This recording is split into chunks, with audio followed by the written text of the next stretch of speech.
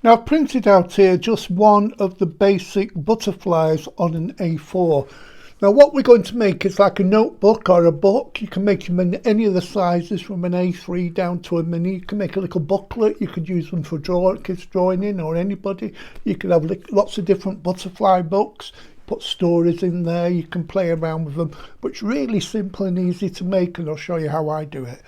So basically there is the main design that I'm going to use. I'll just show you this one, how it ends up. I've got this one that's finished. You can see the book there, and you see all the different leaves there inside the book, and you've got the butterfly that does open up like that, and then you've got the butterfly, and then you fold it and you've got your butterfly book.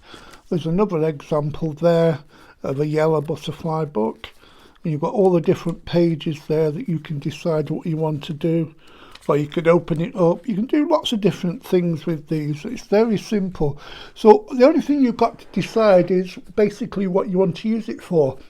There's two techniques here. One, if you're only going to use 4 or 5 pieces of paper, and the other one if you want to use more. So I'll show you both of those techniques in one go here.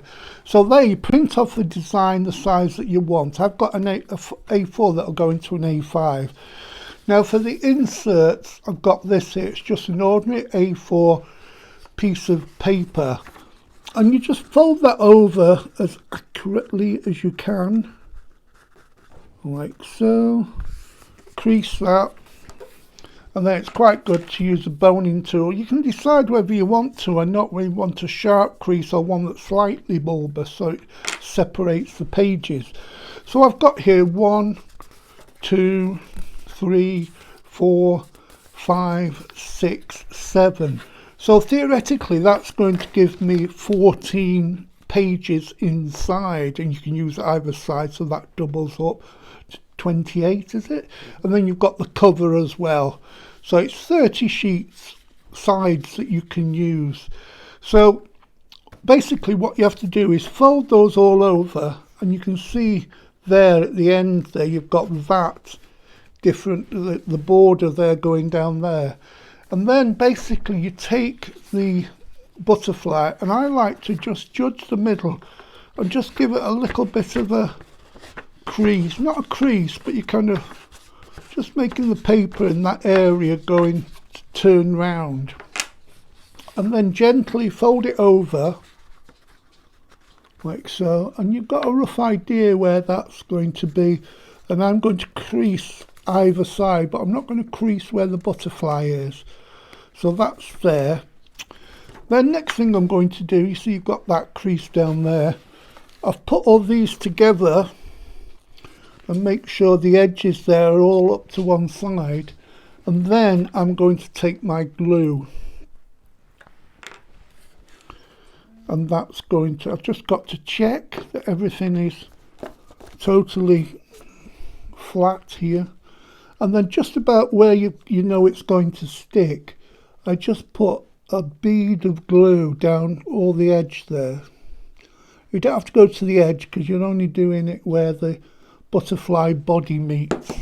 And then you put that down and fold that over.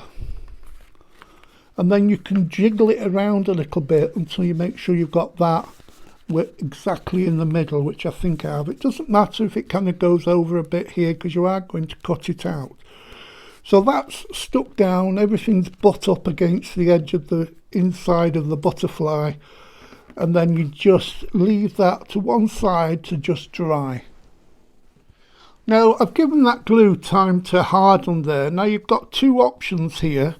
If you didn't have so many pages, you could take a pair of scissors and directly cut it out. I'm going round. But if I've got it quite thick, well, the way I tend to do it anyway, because the butterflies are not always, I'm just finding the middle, there's the middle. The butterflies are not always exactly the same. This side is slightly different to this side. So I like to just cut them out. So you open it up again, you can see all the edges here don't meat and that, but it doesn't matter because you're actually going to cut it out to make it perfect. So the way I do it is I then cut through. You've got to gauge how many you think's easy to do. So I've got 7 here. I'm cutting through 8 pages, and that's quite okay for me to do. I'm just taking my time to do it. So all you've got to do now is just cut around. I'm leaving a white gap, a white border all the way around, which will make it kind of look better in my opinion. Cut that round. But if you want, you can go right up to the edges. And there you can see I've cut out the butterfly and all the pages that are underneath.